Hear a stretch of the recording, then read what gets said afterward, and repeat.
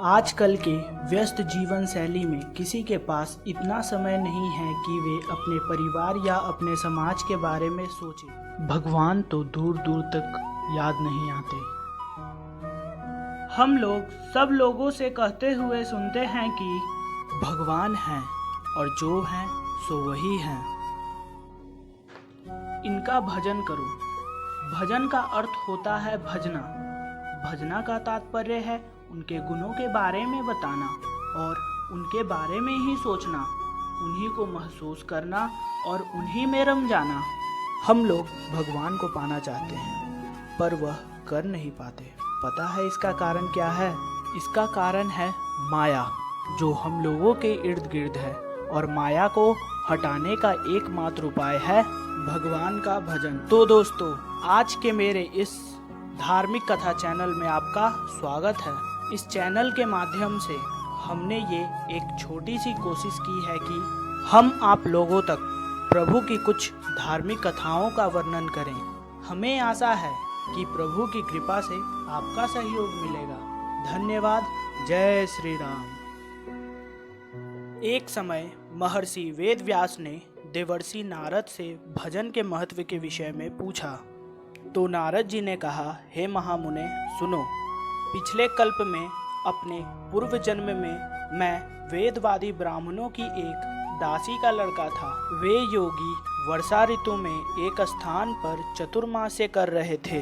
बचपन में ही मैं उनकी सेवा में नियुक्त कर दिया गया था। मैं यद्यपि बालक था, फिर भी किसी प्रकार की चंचलता नहीं करता था। जितेंद्रिय था, खेल कूद से दूर रहता था और आज्ञानुसार उनकी सेवा करता था। मैं बोलता भी बहुत कम था। मेरे इस शील स्वभाव को देखकर समदर्शी मुनियों ने मुझ सेवक पर अत्यंत अनुग्रह किया। उनकी अनुमति प्राप्त करके बर्तनों पर लगा हुआ जूठन मैं एक बार खा लिया करता था।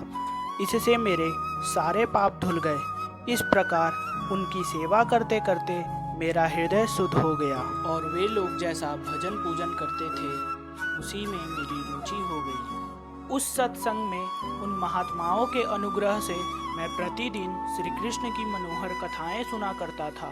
श्रद्धापूर्वक एक एक पद श्रवण करते करते प्रभु में मेरी रुचि हो गई। जब भगवान में मेरी रुचि हो गई तब मनोहर कीर्ति प्रभु में मेरी बुद्धि भी निश्चल हो गई। उस बुद्धि से मैं इस संपूर्ण जगत को अपने पर ब्रह्म स्वरूप आत्मा में माया से कल्पित देखने लगा। इस प्रकार शरद और वर्षा, इन दो ऋतुओं में तीनों समय उन महात्मा मुनियों ने श्री हरि के निर्मल यश का कीर्तन किया और मैं प्रेम से प्रत्येक बात सुनता रहा। अब भक्ति का मेरे हृदय में परादुर्भाव हो गया था।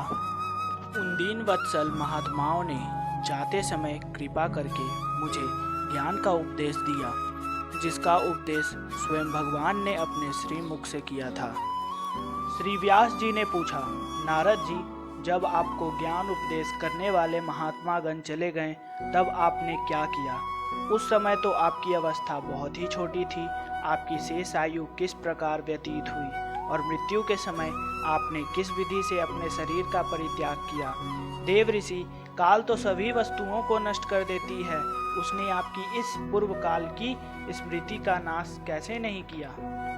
नारद जी ने कहा, मुझे ज्ञान उपदेश और भजन करने वाले महात्मा जब चले गए तब मैंने इस प्रकार अपना जीवन व्यतीत किया। यद्यपि उस समय मेरी अवस्था बहुत ही छोटी थी। मैं अपनी माँ का इकलौता लड़का था। मुझे भी उसके सिवा और कोई सहारा न था। उसने अपने को मेरे स्नेह पास से जकड़ रखा था। वह मेरी चिंता तो बहुत करती थी, परंतु पराधीन होने के कारण कुछ कर नहीं पाती थी। जैसे कठपुतली नचाने वाले के इशारे के अनुसार नाचती है, वैसे ही यह संसार ईश्वर के अधीन है। मैं भी अपनी माँ के स्नेह बंधन में बंधकर उस ब्राह्मण बस्ती में रहा। मेरी अवस्था सिर्फ 5 वर्ष की थी। मुझे दिशा, देश और काल के संबंध में कुछ भी ज्ञान नहीं था। एक दिन की बात है, मेरी माँ गौ दूहने के लिए रात के समय घर से बाहर निकली। रास्ते में उसके पैर से सांप छू गया। उसने उस बेचारी को डस लिया। उस सांप का क्या दोष, काल की ऐसी ही प्रेरणा थी। मैंने समझा भक्तों का मंगल चाहने वाले भगवान का यह भी एक अनुग्रह ही है। इसके बाद मैं उत्तर दिशा की ओर चल पड़ा। उस ओर मार्ग में मुझे अनेकों धन धान्य से संपन्न देश, नगर, गांव, अहिरों की चलती फिरती बस्तियां, नदी और पर्वत के तटवर्ती पड़ाव, वाटिकाएं, वन, उपवन, पर्वत दिखाई पड़े। कहीं कहीं जंगली वृक्ष थे जिनकी बड़ी बड़ी शाखाएं हाथियों ने तोड़ डाली थी। शीतल जल से भरे हुए जलाशय थे जिनमें देवताओं के काम आने वाले कमल खिले थे। उन पर पक्षी तरह तरह की बोली बोल रहे थे और भंवरे मंडरा रहे थे। यह सब देखते हुए मैं आगे बढ़ा। मैं अकेला ही था। इतना लंबा मार्ग तय करने पर मैंने एक घोर गहन जंगल देखा। उसमें बांस आदि खड़े थे। उसकी लंबाई चौड़ाई भी बहुत थी और वह सांप, उल्लू, सियार आदि भयंकर जीवों का घर हो रहा था। देखने में बड़ा भयावना लगता था। चलते चलते मेरी शरीर और इंद्रियां शिथिल हो गई थी। मुझे बड़े जोर की प्यास लगी और भूख तो थी ही। वहाँ एक नदी मिली। उसके कुंड में मैंने स्नान, जलपान और आचमन किया। इससे मेरी थकावट मिट गई। उस बीहड़ वन में एक पीपल के नीचे आसन जमाकर मैं बैठ गया। उन महात्माओं से जैसा मैंने सुना था, हृदय में रहने वाले परमात्मा के उसी स्वरूप का मैं मन ही मन ध्यान करने लगा। भक्ति भाव से वशीकृत चित्त द्वारा भगवान के चरण कमलों का ध्यान करते ही हृदय में धीरे धीरे भगवान प्रकट हो गए। हृदय शांत और शीतल हो गया। भगवान का वह अनिर्वचनीय रूप समस्त शोकों का नाश करने वाला और मन के लिए लुभावना था।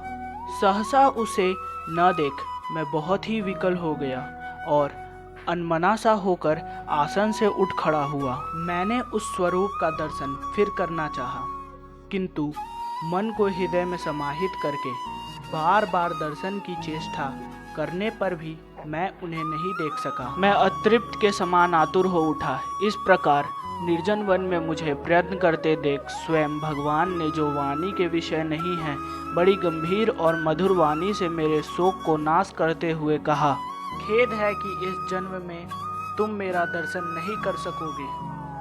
निष्पाप बालक, तुम्हारे हृदय में मुझे प्राप्त करने की लालसा जागृत करने के लिए ही मैंने एक बार तुम्हें अपने स्वरूप की झलक दिखाई है। अल्पकालीन संत सेवा और भजन से ही तुम्हारी चित्तवृत्ति मुझ में स्थिर हो गई है। अब तुम्हें इस प्रकृति मलिन शरीर को छोड़कर मेरे पार्षद हो जाओगे।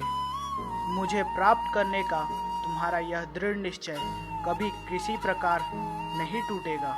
समस्त सृष्टि का प्रलय हो जाने पर भी मेरी कृपा से तुम्हें मेरी स्मृति बनी रहेगी। आकाश के समान सर्वशक्तिमान महान परमात्मा इतना कहकर चुप हो गए। उनकी इस कृपा का अनुभव करके मैंने उन श्रेष्ठों में भी श्रेष्ठतर भगवान को सिर झुकाकर प्रणाम किया।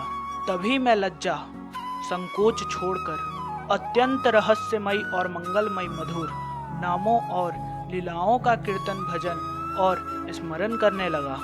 अब मैं आनंद से काल की प्रतीक्षा करते हुए पृथ्वी पर विचरने लगा। व्यास जी, इस प्रकार भगवान की कृपा से मेरा हृदय शुद्ध हो गया, आसक्ति मिट गई और मैं कृष्ण परायण हो गया।